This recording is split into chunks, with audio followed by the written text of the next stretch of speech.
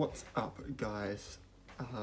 Today is Star Wars Day, and we are representing again with the pop culture t-shirts. Alright, cool. So, I don't think we need to explain why today is Star Wars Day. May the 4th be with you kind of explains it all.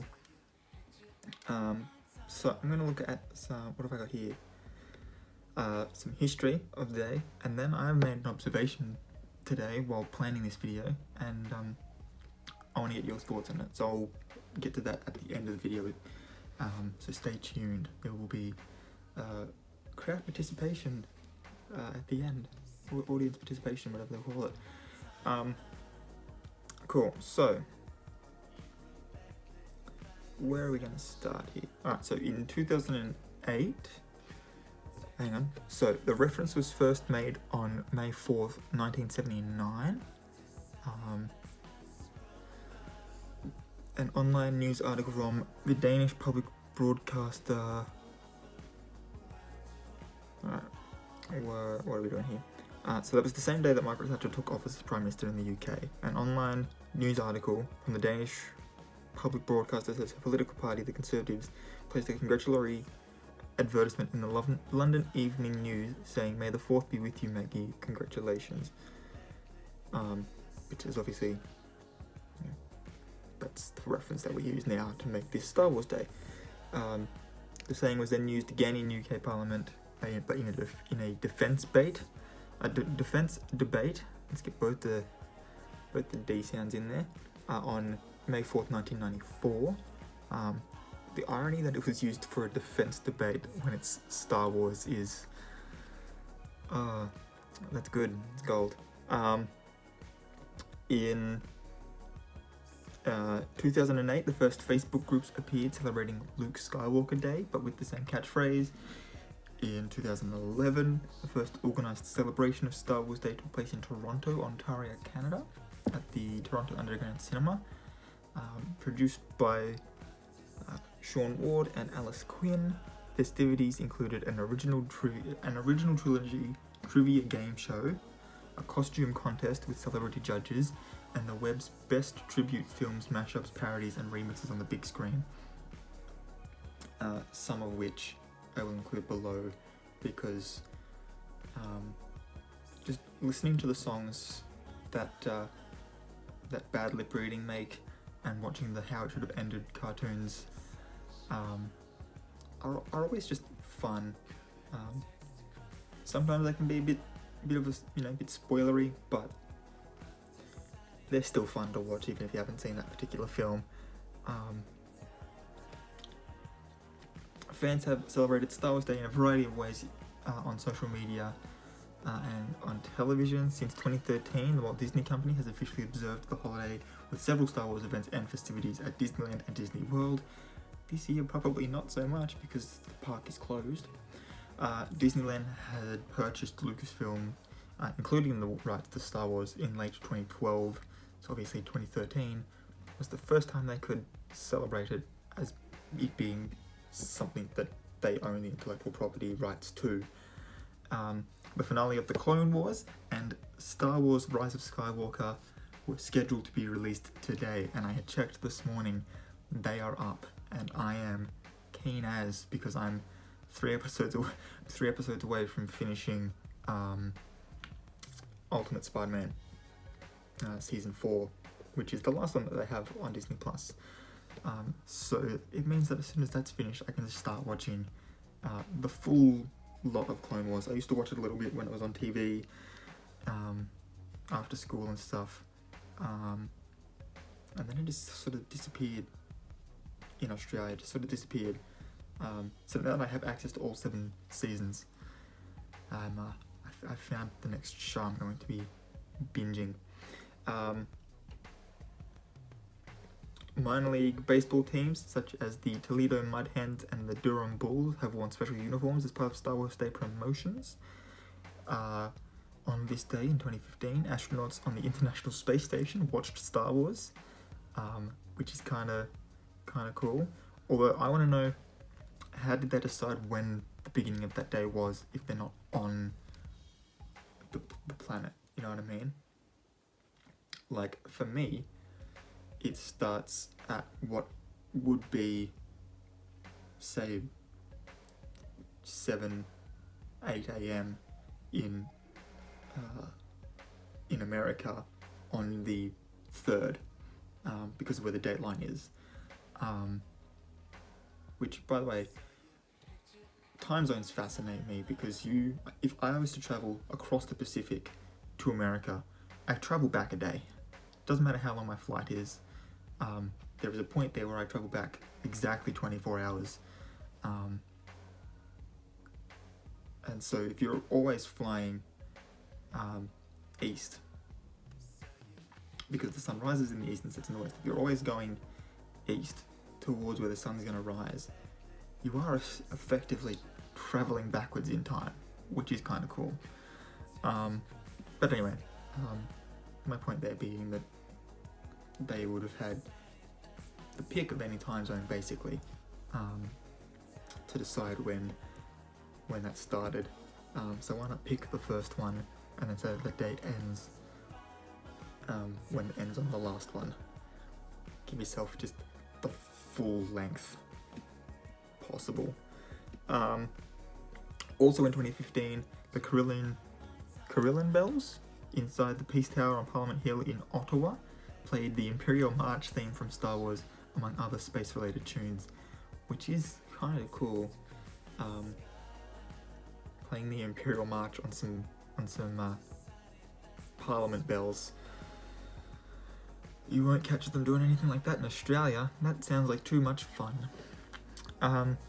There is also, and only some people recognise this, but tomorrow is May the 5th, also known as Revenge of the 5th, play on Star Wars Episode 3 Revenge of the Sith, and celebrates the Sith Lords and other villainous characters from the Star Wars series rather than the Jedis. Others celebrate that one a day later, on May 6th, citing Revenge of the 6th, which is obviously a better play on the word Sith, because you're just adding the letter X directly into the middle. While others refer to the 6th as Return of the 6th, as a play on the trilogy aspect of the Star Wars films. Those that do tend to use it as a way to watch all of the films, not in a single day, but as 3 separate trilogies over 3 days, which honestly, if you're going to be celebrating Star Wars, why not celebrate it over 3 days and give yourself time to not only watch the films, because that means that you can buy extended editions, if extended editions exist. I'm pretty sure there are some extended editions out there. But yeah, it means you can get those extended editions, maybe watch something like behind the scenes or whatever, and it also gives you a full day to only have to watch 6 hours, roughly, of movies. And if you're doing it with friends, it also means that you can enjoy other aspects, as well as discussing the films and any Easter eggs or whatever you spotted, or and you can make like a full day of it, instead of just sitting on the couch watching 18 hours worth of programming, which, I mean, that's doable, but you're also then leaving out the Star Wars stories of Solo and Rogue One, and there'll soon be Kenobi as well. So there'll be a trilogy of the Star Wars stories as well, which is kind of cool. But yeah, so they typically watch the original trilogy. The first one's to come out on the 4th. The prequels on the 5th, and the Disney trilogy, the sequels, on the 6th. It does specify here that that's typically. So if you wanted to watch the originals and do an in-universe chronological order rewatch, that's up to you. If you wanted to sort of watch out of all of them, whichever particular 3 movies you thought were the worst, and sort of do it as like a ranking sort of thing, so you finish with the best sort of thing. Again, that's up to you. But typically, original, prequel, then sequel, as per release date.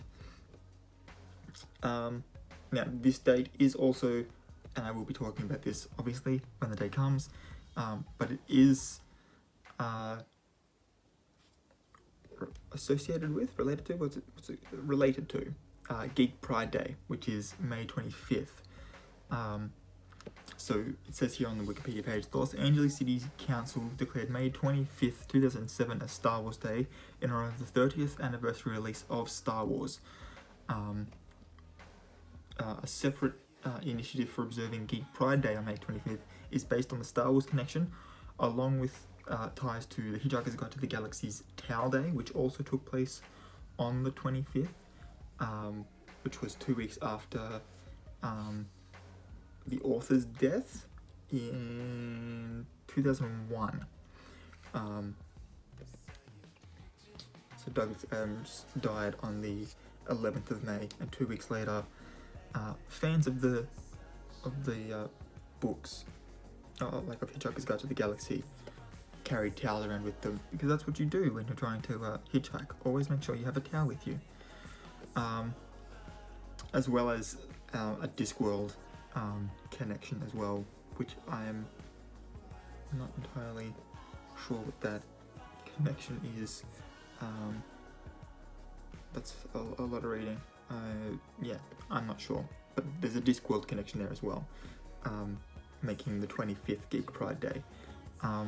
Solo: A Star Wars Story, as we were talking about that before, was also released on May 25th, 41 years after the original Star Wars. So it only took us 41 years. If you were there on the, like I wasn't, for the opening of the original on May 25th, then yeah, it only took you 41 years to finally get the backstory on Solo. And whether you enjoyed that or not is personal preference. I watched it recently after hearing that it did sort of okay-ish. I personally enjoyed it. I would like to see more of. I don't think I'd like to see more of Solo himself, but I would like to see what happened to Emilia Clarke's character. But let's be honest, that's just because it's Emilia Clarke. So yeah, all right. Now we're up to the bit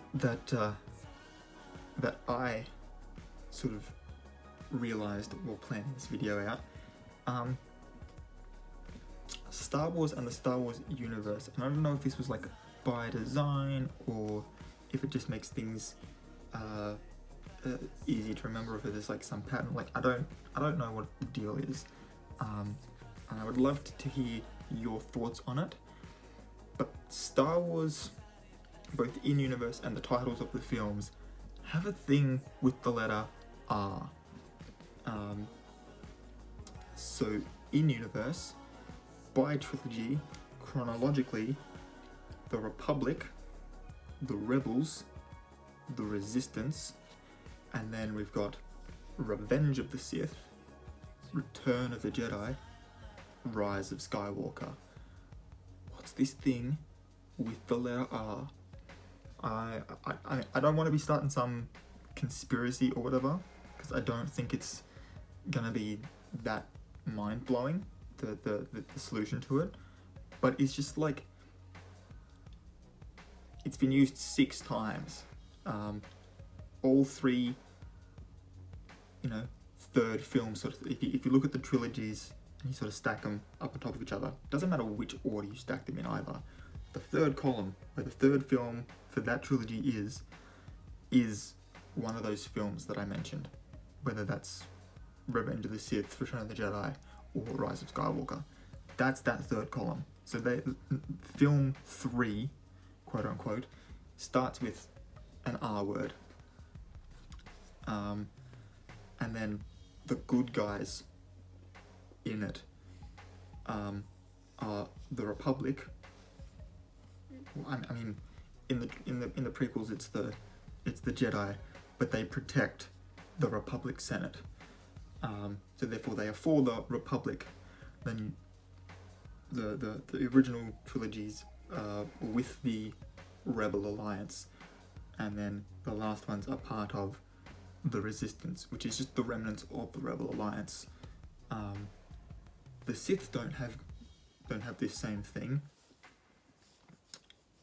There's the Sith to begin with, and then it's the Galactic Empire, and then the First Order. There's no recurring letters there.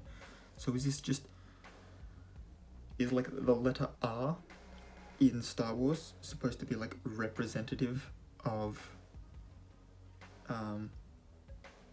like the good guys?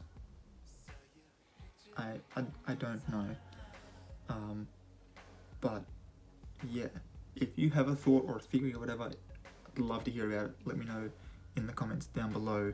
And yeah, I'm going to leave links to, like I said, to the Bad Lip Reading Star Wars playlist. I think How It Should Have Ended has a Star Wars playlist as well. I'll leave links to that in the description, as well as to the Star Wars fandom page. I tried looking up the significance of the letter R in Star Wars, and the first thing that came up with was Aurebesh, which is the one of the languages.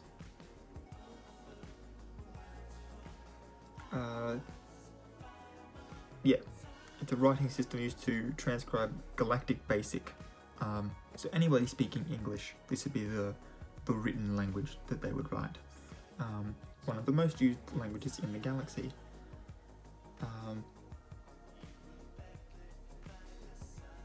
Yeah, so I'll leave links to those things, and I might leave a Disney Plus link down below as well, just in case you haven't signed up for Disney Plus and would like to stream some of the Star Wars content they've got there. I'm personally looking forward to later in the year when season 2 of The Mandalorian starts getting put up. I'm pretty keen to watch that. But yeah, if you liked this video, please give it a thumbs up. Don't forget to hit the subscribe button and the notification bell as well if you want to see more videos from me and be notified when I upload new ones, which is every day. Just a little forewarning. If you don't want to be notified every day, probably don't click it, but that's up to you. And yeah, let me know in the comments below what you think the significance of the letter R is within the Star Wars universe. Would love to know your theories and your thoughts, because I don't think it's just a coincidence. If you think it's just coincidence, that's fine. Let me know, and let me know why you think it's a coincidence, because I feel like that's an interesting explanation. Would love to read that. But yeah, until next time guys, keep your heads screwed on.